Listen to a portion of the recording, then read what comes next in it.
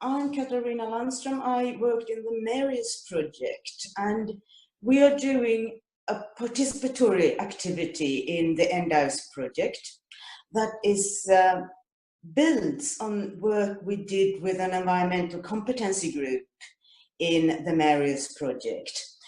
And that was important to me because I'm a social scientist, but working in the competency group brought me in contact with some of the modelers.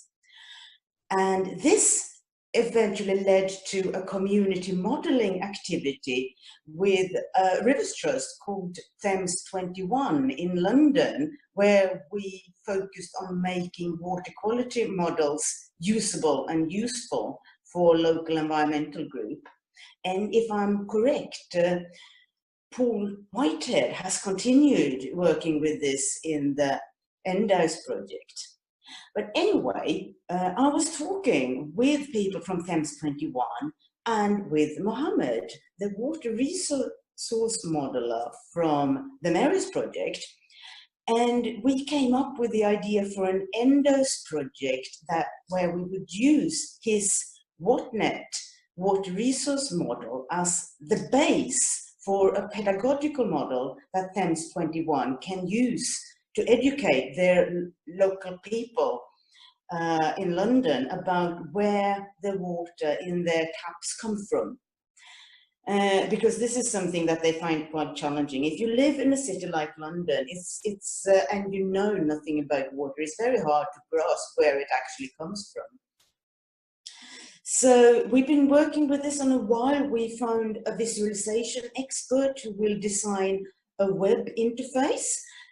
We find a web designer who makes the overall visual impression on the site, because we're going to make this as a website that will be something that Thames 21 can use after the end of the project. So we've been working with Thames 21 education officer to make this into a tool that she can use in her communication with local residents. And she is gonna test the prototype that I hope will be ready very soon.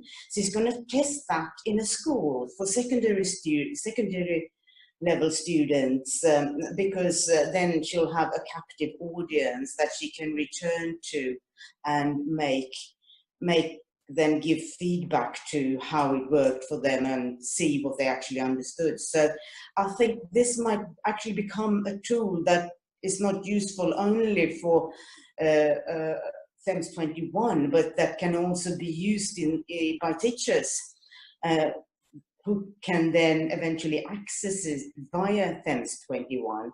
At the moment, as you have noticed, I have no graphics that can describe this. It's because we're in a, let's say, development phase.